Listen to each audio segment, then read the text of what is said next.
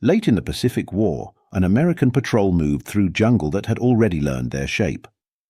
The terrain narrowed their formation, pressed them into predictable lines, and muted every sound that might have warned them. When the ambush came, it arrived at close range, sudden and overwhelming. Fire erupted from positions too near to evade, too numerous to counter in time. Japanese troops surged forward with speed and certainty. The forward position collapsed under the force of the assault. What followed was not a prolonged engagement, but a swift unraveling, orders cut short, movement broken, resistance fragmented. In the confusion, one American was taken alive. It was not a moment planned for. It simply occurred in the chaos left behind by violence. Capture did not bring restraint. The violence that followed exceeded what the moment required militarily. Blows landed without urgency. Time was taken where none was needed. What unfolded was not about control of ground, but about assertion. The jungle, indifferent as ever, absorbed the sounds without record. At some point, the soldier stopped resisting, not from surrender, but from exhaustion and injury. When the troops moved on, he was left where he lay, no longer considered a threat, no longer considered alive. The assumption was practical. No one lingered to confirm it. Rain returned first. Then insects. Leaves shifted back into place, erasing tracks, closing gaps. The jungle reclaimed the scene with practiced efficiency. Blood darkened the soil briefly before disappearing beneath decay. What remained was a body that did not move. Survival, by every reasonable measure, had ended there. No aid would come. No one was searching. The patrol was gone, the enemy gone, and the jungle complete again. In war, there are moments after which the story usually stops. This was meant to be one of them. But the jungle has never been a reliable witness. And sometimes what is left behind does not remain where it falls. Consciousness returned in fragments. Sound arrived first, not voices, but insects and distant rain. Then weight, pressing unevenly against the ground. The soldier did not move at once. He waited, allowing sensation to assemble itself piece by piece, testing whether awareness alone would bring the pain crashing down. When it did, it was immediate and total, but not confusing. He assessed himself the way he had been trained to. Fingers moved carefully. Breath was counted.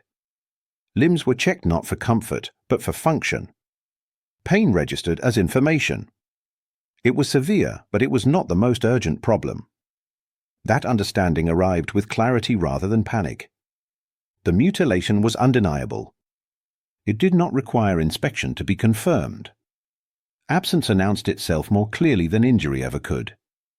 What had been taken could not be ignored or misinterpreted. The body understands loss before the mind assigns it meaning. Blood loss followed its own logic. Warmth where there should not have been warmth. Weakness that threatened to spread. Instinct narrowed focus. Pressure was applied where it mattered. Fabric was torn without hesitation. Movements were inefficient but decisive. Training surfaced automatically, filling the space where shock might have taken hold. There was no anger yet. No fear shaped into words. Only management of breath, of bleeding, of consciousness itself. The jungle offered nothing in response.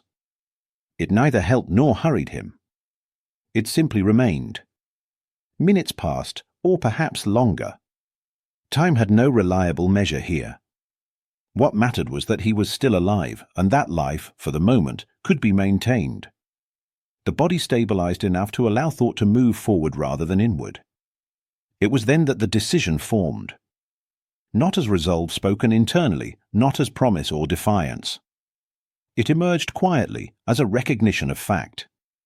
Survival would not be accidental. It would require action, planning, endurance. What had been taken could not be recovered. But what remained was enough. And with that understanding, the moment shifted from something that had happened to him into something he would have to answer. The soldier understood time differently now. Not as duration, but as leverage. Every minute that passed increased the chance of discovery, yet it also increased distance from the violence already spent. Time could expose him, or it could protect him. What mattered was how it was used. Enemy forces were still nearby. He could hear them intermittently, movement, voices carried briefly before the jungle swallowed them again. They had not withdrawn far. They believed the moment finished. That belief created danger, but it also created a narrow opening. Withdrawal was the obvious response. It was also impossible. Movement invited noise, and noise invited attention. He chose instead to remain, not out of defiance, but calculation. Stillness, carefully managed, offered concealment that motion could not. He checked his weapons under injury, hands moving with deliberate economy. Each action cost effort. Each adjustment required balance between speed and control. Nothing was discarded. Nothing was rushed. What functioned was retained. What did not was ignored. The inventory was simple and unsentimental. The terrain offered limited cover, low growth, uneven ground, pockets of shadow that shifted with light. It was not protection, only delay. But delay was enough if it was understood. He positioned himself where approach would be awkward, where lines of sight broke unevenly. Concealment here was never complete.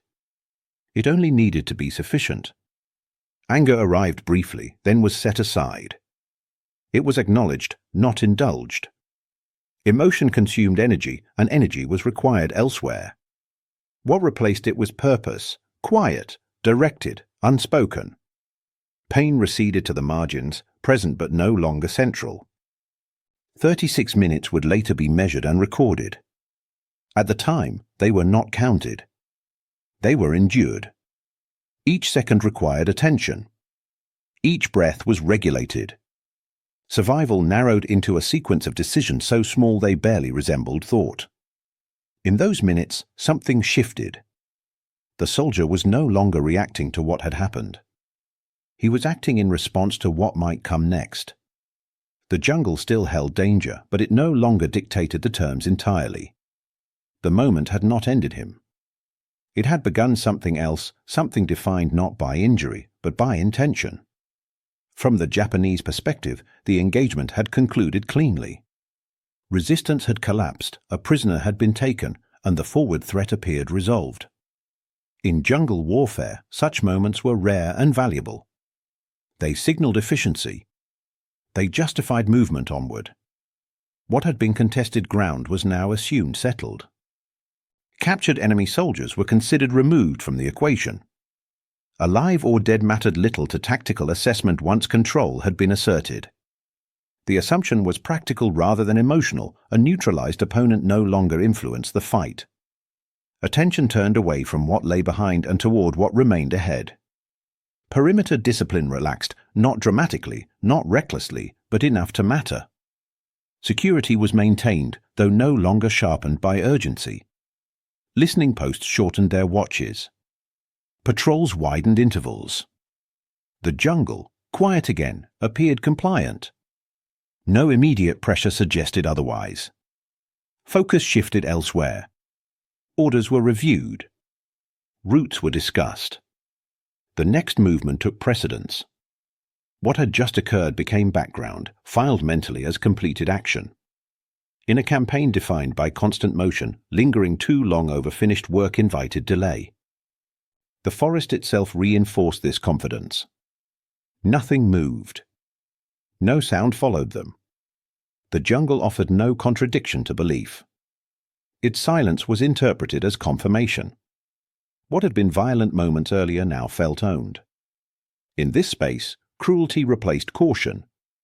Acts that served no tactical purpose were committed without restraint, not as strategy, but as expression. Violence extended beyond necessity, unchecked by fear of consequence. Control bred indulgence, and indulgence dulled awareness. Arrogance does not announce itself with banners or declarations. It settles invisibly, carried on assumptions that no longer feel like assumptions. The belief that danger had passed hardened into certainty. The possibility of resistance was no longer actively considered. This was not incompetence. It was success misread as finality. Doctrine had worked. Experience confirmed it. The jungle had yielded, and yielded completely, or so it seemed. What remained unseen was that certainty itself had become a liability. In assuming the threat was finished, attention drifted from the only question that still mattered, whether what had been left behind was truly gone. The jungle did not answer that question. It waited. Japanese doctrine in the Pacific emphasized finality. Resistance was meant to be crushed decisively, not merely pushed aside. An enemy overrun, disarmed, or incapacitated was removed from consideration. The battlefield, once secured, was expected to remain secure. This assumption was not careless, it was reinforced by experience. In most cases, it proved correct. Within that framework, wounded enemies were no longer relevant. Injury equaled incapacity. A soldier unable to fight was no longer a factor in tactical calculation. Recovery under fire was not anticipated. Counteraction from the fallen was not considered plausible. Doctrine simplified reality in order to manage it. American doctrine carried its own assumptions. Severe injury implied withdrawal, evacuation, or surrender. Survival depended on extraction. The idea that a lone, critically wounded soldier might remain in place, deliberately, methodically, did not fit established expectations. Both sides agreed on one point: the moment had passed. What neither doctrine fully accounted for were human limits and the ways they could be exceeded. Training prepares bodies for stress, but belief governs response. When belief shifts, behavior follows. Pain does not always end agency. Injury does not always end intention. These possibilities existed outside manuals, acknowledged only in retrospect. As a result, the battlefield quieted prematurely. The absence of movement was interpreted as absence of threat. Silence became confirmation rather than question. Forces moved on, attention redirected, vigilance reduced. The jungle, once again, appeared compliant. That quiet was the mistake. It created space, measured not in distance, but in time. Space for recovery. Space for observation. Space for intent to reassert itself. The doctrines on both sides had reached the same conclusion for different reasons, and both were wrong. The danger of doctrine is not that it fails often, but that it works well enough to encourage certainty. When certainty settles, alternatives disappear. What remains unseen becomes irrelevant by definition. Here, irrelevance proved lethal. The moment was over only in theory. In reality, it had simply changed shape. The battlefield had not finished speaking. It had only lowered its voice. And in that quiet, mistaken for closure, a consequence began to form, one that doctrine had neither predicted nor prepared for. Movement began without ceremony. There was no test run, no gradual trial. The soldier shifted his weight and accepted the verdict immediately. Pain surged, sharp and destabilizing, threatening to undo him where he lay. He paused only long enough to confirm what he already knew, that remaining still carried its own risks. Exposure invited discovery. Discovery would end everything. Each step was negotiated. Balance came before speed. Progress was measured in feet, sometimes inches. The ground tilted unpredictably beneath him, slick with decay, uneven with roots that refused accommodation. His body resisted cooperation, but it obeyed just enough to continue. Collapse remained a constant possibility, hovering just ahead of exhaustion. Blood loss became the more serious adversary. Warmth returned where it should not have. Strength ebbed in subtle waves, harder to detect than pain but far more dangerous. He controlled it where he could, tightened fabric where instinct demanded, but management was temporary. What mattered was staying conscious long enough to matter. Breathing became deliberate. Inhalations were counted, exhalations extended. Panic was not suppressed through force of will, but through regulation. Oxygen mattered more than emotion. The body followed rhythm when the mind provided it. Control returned in fragments, sufficient to maintain motion. Pain was acknowledged, not indulged. It was neither ignored nor dramatized. It existed as information, useful only insofar as it warned against excess. To dwell on it would consume energy he could not spare. He learned quickly which sensations could be endured and which signaled real danger. This distinction preserved him. Time compressed awareness. Minutes lost shape. There was only sequence: move, stop, breathe, listen. The jungle narrowed into immediate space, into what could be reached, what could be endured. Past and future held no value here. Only the next action mattered. Gradually, movement transitioned from escape into approach. The direction he chose was not random. He oriented himself toward sound, toward the faint indications of enemy presence that still lingered. The decision was not fueled by anger or revenge. It was practical. Remaining passive was no longer survival. The hunt resumed, not as pursuit, but as necessity. He was still wounded. He was still alone. But he was no longer finished. Pain had not asked permission, and neither would he. Somewhere ahead, the jungle held those who believed the moment had passed. They were wrong. The terrain he entered was no longer unfamiliar. It was the same jungle that had betrayed his patrol hours earlier, the same ground, the same contours, the same deceptive calm. What had changed was not the environment, but his relationship to it.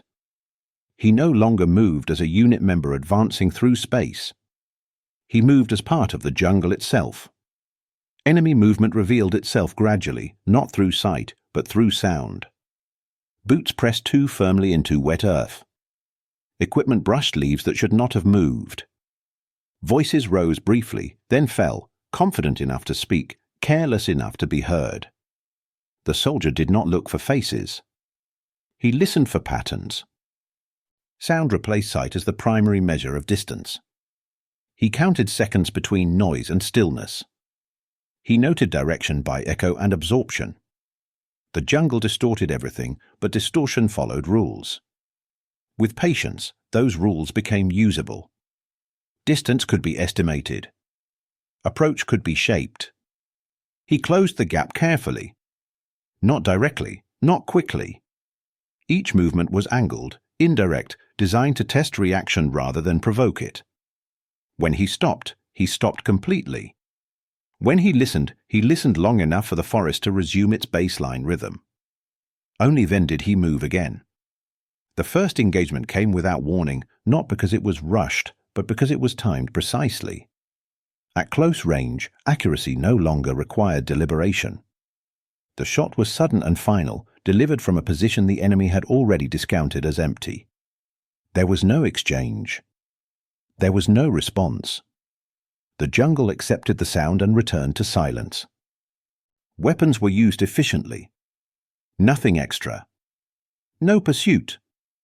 No confirmation beyond what the moment itself provided. He did not linger. He repositioned immediately, assuming that certainty, not speed, would be his enemy's first casualty. Momentum did not come from aggression. It came from clarity.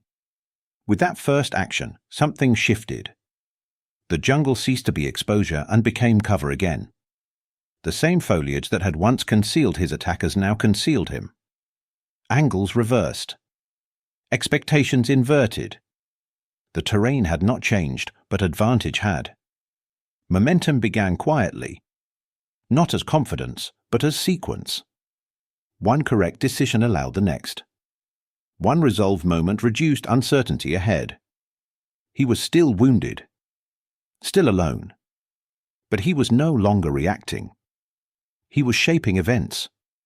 The enemy, unaware of the reversal, continued to move as if uncontested. Patrol discipline remained loose. Assumptions held. The jungle, they believed, belonged to them. It did not. Somewhere between roots and shadow, the battlefield shifted its allegiance. What had been cover for one side became concealment for the other. And as the soldier moved deeper into terrain now working in his favor, the cost of earlier certainty began, quietly, to come due. Time no longer expanded. It compressed. The soldier moved continuously, not in haste, but without pause. Stopping invited weakness, loss of momentum, loss of awareness, loss of blood. Movement kept the body engaged and the mind narrow. He advanced in short arcs, never retracing steps, never lingering long enough for patterns to form behind him. Each engagement was brief and final. There were no prolonged exchanges, no shouted commands, no firefights that announced themselves. Contact occurred at close range, resolved immediately, and ended before comprehension could follow. The jungle absorbed each sound before it could travel far enough to assemble response. Enemy reaction lagged behind reality. Japanese troops responded to echoes rather than events, to absence rather than action. By the time voices rose or movement accelerated, the moment had already passed. The soldier was elsewhere, resetting distance, reshaping angle, denying continuity. Confusion spread quietly. Patrols halted without clear reason. Men searched ground that no longer mattered. Questions were asked in low voices, then repeated with less confidence. No warning system activated because nothing appeared systematic. There was no direction to point toward, no pattern to interrupt. Each encounter fed the next. Information accumulated rapidly, spacing between patrols, habits of movement, reliant on sound rather than sight. Success did not breed recklessness. It sharpened restraint. He chose targets that reduced future risk rather than satisfying immediate opportunity. Control replaced urgency. Minute replaced hours as the unit of consequence. In that compression, advantage grew. The enemy believed they had time to react. They did not. The gap between assumption and reality widened with each silent removal. The count rose without ceremony. There was no tally kept, no pause to measure progress. Numbers would come later, after survival no longer required motion. For now, there was only sequence, observe, close, resolve, move. The jungle, once neutral, now favored efficiency. Paths opened that had not existed before. Shadows arrived exactly when needed. What had seemed chaotic revealed structure when approached without expectation. This was no extended hunt. It was a cascade, each decision accelerating the next, each moment denying the enemy recovery. The battlefield did not have time to reset. By the time awareness began to catch up, the conditions that allowed response were already gone. And in that narrowing window, measured not in hours, but in minutes, the outcome was being decided faster than anyone realized. The first signs arrived as inconsistencies. Movement where none was expected. Silence where routine noise should have been. A patrol failed to return on time, then another altered course without explanation. None of this suggested a coordinated threat. It suggested error, misjudgment, fatigue, imagination. At first, it was dismissed. Reports began to conflict. Sounds were reported from different directions within minutes of each other. Estimates of distance varied wildly. Some claimed contact. Others denied it entirely. The jungle distorted everything, but distortion alone could not explain the pattern taking shape. Something was moving against expectation. Command struggled to impose clarity. Orders were issued, revised, then delayed. Small unit leaders acted independently, attempting to stabilize what they could not yet define. The assumption of security fractured under uncertainty. Discipline tightened in places and loosened in others. Cohesion thinned. By then, the soldier was already moving again. He did not slow to assess the enemy's confusion. He exploited it. Wounds no longer dictated his pace, not because pain had vanished, but because urgency had replaced calculation. Momentum had become its own form of protection. The counterattack accelerated without declaration. There was no rallying cry, no signal flare, no shift that could be identified in real time. The soldier pressed forward relentlessly, closing distance before reaction could consolidate. Each moment of hesitation ahead created space behind him. Japanese units began reacting to shadows rather than threats. Fire was directed toward absence. Movement responded to echoes. Defensive posture replaced initiative, but too late to recover balance. The battlefield no longer obeyed expectation, and expectation had been the foundation of control. The tide turned violently, not through massed force, but through compression. Time collapsed. Decisions were made under pressure that allowed no correction. The jungle, once predictable, now betrayed every assumption built upon it.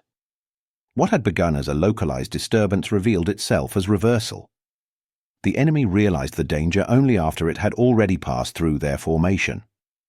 Awareness arrived late, fragmented, and without cohesion. In war, there are moments when understanding trails consequence by just enough to make recovery impossible. This was one of them.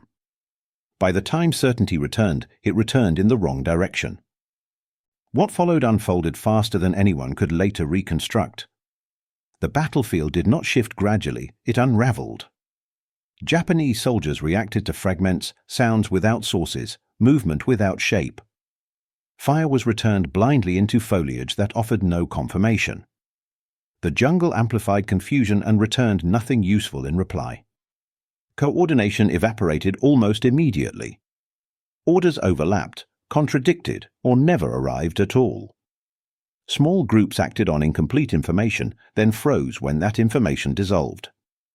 What had once been a coherent perimeter became a series of isolated reactions, each unaware of the other's failure. Within that fracture, the American pressed forward. He did not wait for disorder to resolve itself. He moved into it. Every hesitation ahead of him created opportunity. Every pause widened the gap between reaction and reality. He chose angles that denied response, moments when attention was already divided. Ammunition was managed with precision bordering on austerity. Each round served a purpose. There was no suppressive fire, no attempt to dominate space. Shots were reserved for certainty. When fired, they ended resistance immediately. The absence of waste became its own acceleration. Resistance collapsed sector by sector, not as a retreat, but as disappearance. Positions went quiet without warning. Voices stopped mid-sentence. The jungle absorbed the transitions without marking them. Those still moving could not tell whether they were advancing or already alone. The compression of time became absolute. 36 minutes passed without relief, without reorganization, without recovery. The enemy did not understand the scale of what was happening until it was already complete. By the time cohesion might have been restored, there was nothing left to restore. The final shot did not sound different from the others. It carried no ceremony, no indication of closure. It simply ended the fight. Silence followed, not the tense silence of expectation, but the empty silence of absence. When movement finally slowed, the battlefield no longer contained opposition. What had begun as an assumption that the threat was finished had returned as reality, reversed in direction. The collapse was total. 36 minutes were enough. Enough to dismantle confidence. Enough to expose the cost of certainty. Enough to remind both sides that in war, advantage belongs not to those who assume the fight is over, but to those who recognize when it is still unfolding. The soldier stopped moving not because the task was finished, but because his body would no longer negotiate. Momentum drained away as abruptly as it had arrived. Muscles locked.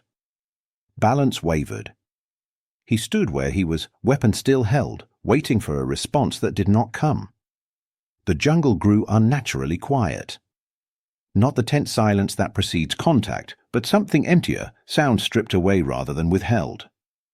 Insects hesitated before resuming. Leaves hung motionless. The absence of human noise felt deliberate, as if the forest itself were recalibrating. Bodies marked the path he had taken. They were not arranged, not clustered, not dramatic. They appeared where movement had ended, at angles that told the story better than any report. Close range. Sudden conclusion. No warning. The jungle did not conceal them yet. It would, in time. 41 enemy soldiers were down. The number would be confirmed later, after distance allowed counting. In the moment, there was no arithmetic, only the cumulative weight of what had occurred. The scale was impossible to grasp while standing inside it. The soldier remained upright, barely. Blood loss reclaimed attention now that urgency had receded. Tremors set in, subtle at first, then unmistakable. Vision narrowed. The body, denied collapse by necessity, now demanded payment. Shock arrived quietly, not as confusion, but as detachment. Sensation dulled. Sound flattened. The world lost depth. He lowered himself carefully, not trusting his legs to obey much longer. The weapon was set down only after his hand refused to keep it raised. Survival reasserted itself as the primary concern. The hunt was finished. The jungle no longer needed to be shaped. It needed to be endured. Breathing slowed. Bleeding was reassessed. Consciousness became something to guard rather than expend. There was no triumph in the silence, no sense of victory. Only continuation.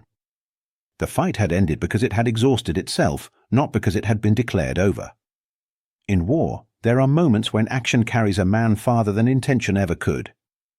This had been one of them. What remained now was not purpose, but persistence. The jungle waited again, this time not as enemy or ally, but as witness. Friendly forces found him by chance rather than design. Movement through the area had resumed cautiously, patrols advancing through ground once considered hostile. They came upon him where the jungle had finally allowed stillness, alive, barely, surrounded by signs of violence that defied expectation. At first, they did not understand what they were seeing. Treatment began immediately. Bandages were applied where blood still seeped. Fluids were forced carefully into a body that had exhausted its reserves. Pain returned sharply as shock loosened its hold. The focus was simple and absolute: preservation. Questions could wait. Survival could not. Accounts followed later, spoken in fragments between exhaustion and medication. They strained belief. Timelines did not align with known movement. Numbers exceeded plausibility. Officers listened without interruption, withholding judgment not out of courtesy, but uncertainty. War produced strained stories. Most did not withstand examination. This one did. Evidence remained where it had been left. Bodies confirmed direction, spacing, sequence. Wounds told their own chronology. Spent ammunition matched restraint rather than excess. The jungle, indifferent but precise, offered confirmation without commentary. What had sounded impossible aligned with what could be counted. Medical staff concerned themselves only with the living. Injuries were severe, bordering on fatal. Infection threatened what blood loss had not finished. Procedures were performed without ceremony, driven by urgency rather than narrative. Whatever had happened in the jungle would matter only if the survivor endured. Command, meanwhile, faced explanation. Reports were drafted, revised, then paired back to what could be defended. Language struggled to keep pace with fact. Doctrine provided no template for what had occurred. The event resisted classification as ambush, as counterattack, as anomaly. The story spread quietly. Not as legend, not as proclamation. It moved through conversations, through glances exchanged over reports, through the recalibration of assumption. Those who heard it did not repeat it casually. They weighed it first. In war, truth often travels slowly, not because it is hidden, but because it challenges belief. This truth did both. What had been survived demanded reckoning. Not celebration, not disbelief, but understanding. And as the survivor lay suspended between recovery and memory, the consequences of those 36 minutes began to ripple outward, reshaping more than just a single patrol's fate. Only after distance had been placed between the event and its aftermath did precision become possible. Timelines were reconstructed carefully, anchored to patrol movements, radio logs, medical estimates, and the testimony of those who arrived later. What had felt chaotic resolved into sequence. The margin for error narrowed. The picture sharpened. 36 minutes were confirmed. Not estimated, not approximated, measured. From first movement to final silence, the window remained consistent across accounts. It was a span so brief that many initially rejected it, assuming compression of memory or exaggeration of effect. but the evidence held. 41 enemy casualties were verified. Each was accounted for by location, trajectory, and circumstance. No artillery strikes intersected the area. No friendly units reported contact during the interval. There were no signs of overlapping engagements. The field spoke with a clarity that reports alone could not provide. No support elements were involved. No diversion drew attention away. No reinforcement arrived mid-action. What had occurred unfolded without coordination, without backup, without relief. The engagement existed in isolation, bounded entirely by the endurance and judgment of one man operating beyond what doctrine considered feasible. Here, training met extremity. Skills designed for controlled conditions were applied under collapse. Discipline replaced strength where strength failed.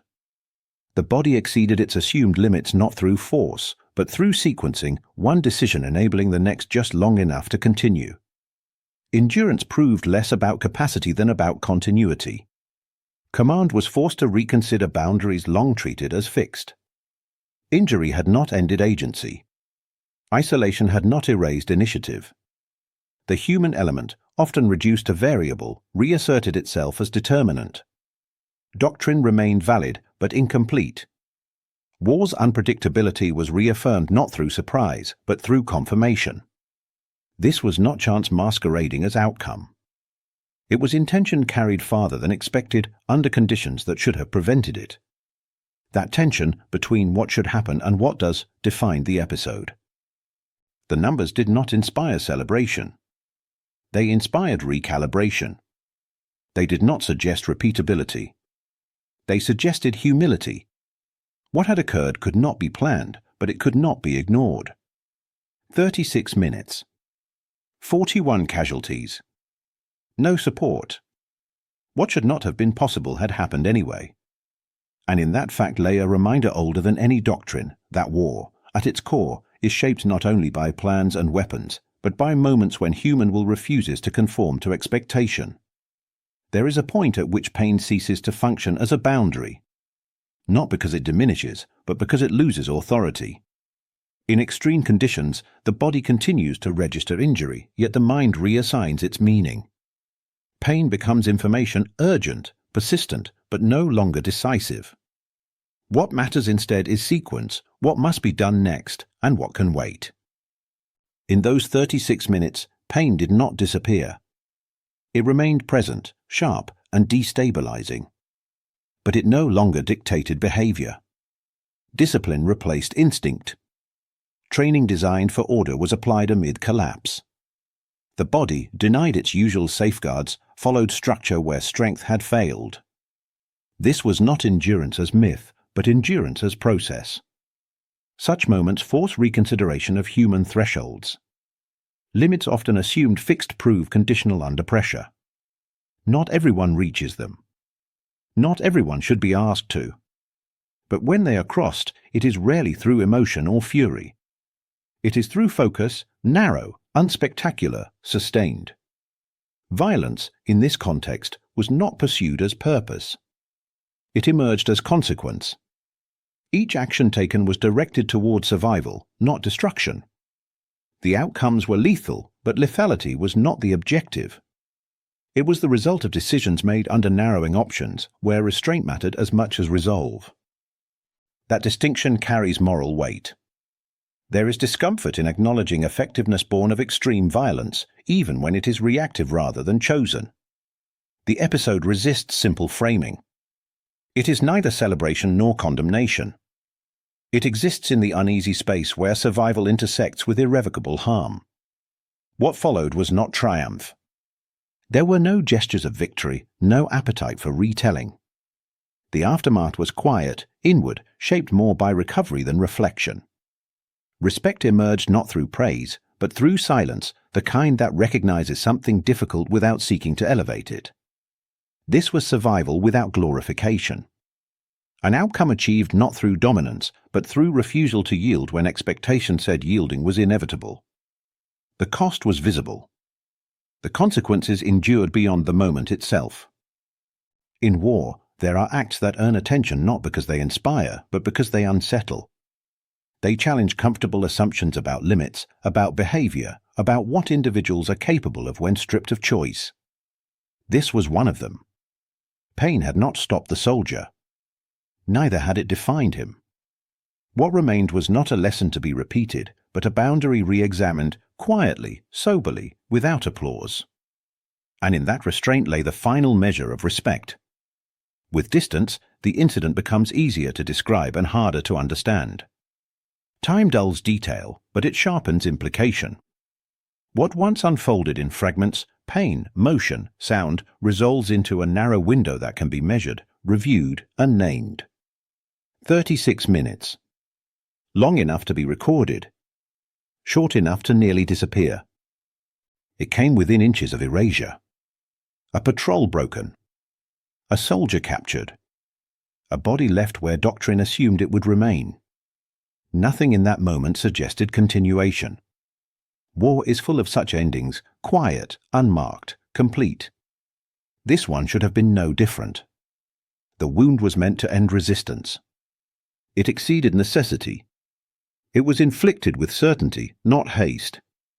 In the logic of war, it closed the account. What followed was not anticipated because it did not fit expectation. Injury was assumed to conclude agency. Silence was assumed to confirm it. Instead, a response emerged that no one predicted. Not a counterattack planned in advance, not a rally organized by command, but a sequence of decisions made under collapse. Each action did not restore strength, it preserved function just long enough for the next choice to matter. Survival did not arrive whole. It was assembled minute by minute. The numbers endure because they resist explanation. 36 minutes. 41 enemy casualties. No support elements. No reinforcement. No recovery period. They are remembered without triumph because they do not invite it. They point not to dominance, but to extremity, to what occurs when the margin between life and absence narrows beyond design. War is often measured in movements of units and outcomes of battles. But its character is shaped just as often by decisions made under pain, in isolation, without witness. Here, violence was not an objective. It was a consequence of proximity, of assumption, of a moment that refused to end when expected. What unsettles is not the scale, but the proximity to disappearance. Had any one decision faltered, had consciousness slipped a moment earlier, had attention fractured at the wrong second, the story would not exist. There would be nothing to recount, nothing to measure. Only absence. This is why the episode resists myth. It offers no model to imitate, no lesson to simplify. It stands as a reminder of unpredictability, of how quickly certainty can invert, how doctrine can be outpaced by circumstance, how human thresholds can shift when stripped of alternatives. With time, even memory settles. The jungle closes. The ground reclaims its shape. What remains is not spectacle, but a recalibrated understanding of what war extracts and what it occasionally reveals. Not heroism as performance, but endurance as sequence. They mutilated him believing the fight was finished. 36 minutes later, nothing was the same. Not the battlefield. Not the assumptions.